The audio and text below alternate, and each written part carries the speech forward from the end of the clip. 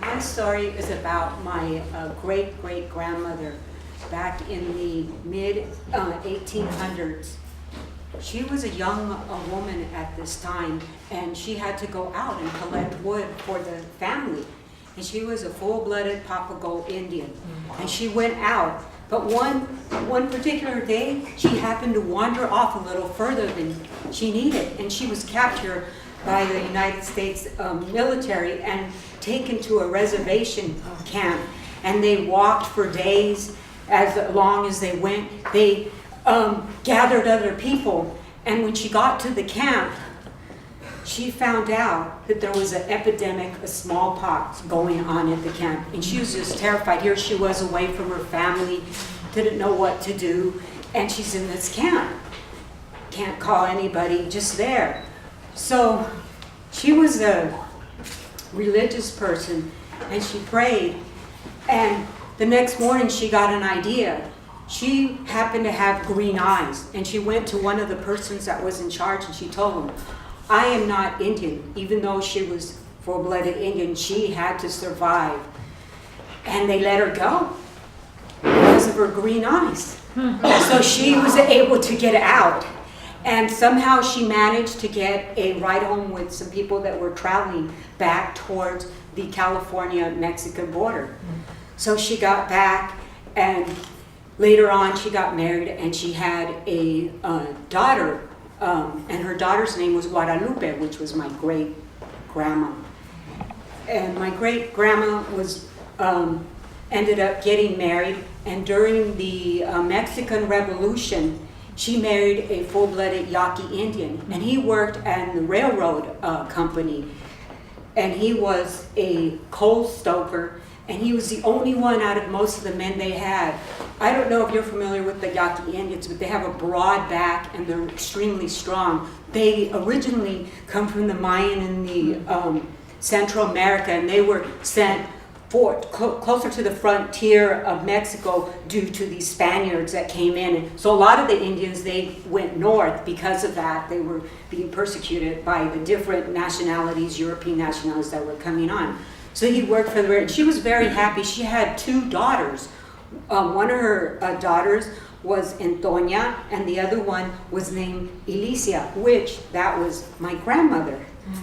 And as time went on, they were happy, and he could shovel that coal all the way, and they never could stop the train because he would go straight. He was one of the few that was strong.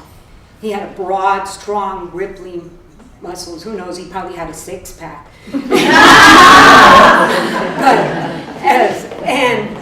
Unfortunately, one day they during the Pancho Villa and the Revolution, they needed to get the gold off the train. They derailed the train. So train flipped over, he couldn't do anything about that, and he was shot. So my grandma Guadalupe was left with two young daughters, didn't know what to do, but fortunately, because he did die at work she was given a settlement. So she took the settlement and she went to Brawley, California, and she opened up, I guess you could say, she opened up a store. She bought a little land and had a store. She had, I guess you could say it's like a Circle K convenience store. A lot of people would come buy things. And she did happen to have this extra room just in case. She was a very savvy businesswoman. So she went ahead and did. And she was a devoted Catholic woman. She would light her candle every single evening, because I used to go visit her in the summer and when I was a little kid. And she would go to church every Sunday. She had faith. And she opened up and she had the store and things were going really good. Then all of a sudden she ended up renting the room because she had it empty, and strange things started happening, and money was missing, things were missing, and she couldn't understand what was going on. And she was threatened by this lady, and she later found out that the lady was a witch. And she was just, that's it, my kids. And so she just packed up and went back to Mexico because she had family there and she was able to go there. So she went back there, and the only job she could get was in a Chinese restaurant that would give her room and board next to a brothel house. So she had to cook the food for the brothel house plus for the Chinese restaurant, and she survived. And her daughters were getting close to going to school, so she had to make do with what she had.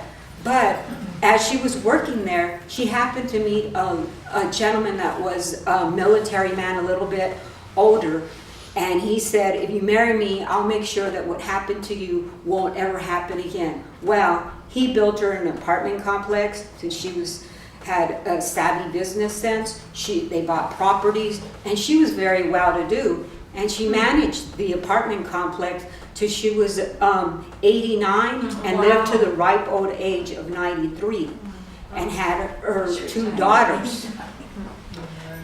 And her daughter Alicia, she went on and she had 12 children. Wow. And one of those 12 children was my mom. And my mom was close to the oldest, and during that time it was very difficult for her with all, and then her husband ended up going on to the war. He was in the military at that time. So as the military, he was gone, and when he came back, he had an injury and he couldn't work, and they had other kids. So my mom, at a young age, took up the slack, and she supported everybody. And she worked many hours as a waitress. And at that time, my mom was a model type person, so she got lots of tips. And she was able to support the family. And then later on, we moved to Arizona, and she bought a home. And she was also, my mom was religious. We used to go to church. And all I had to say is all the women that have stories and have faith, that God always shines through with that. Yeah.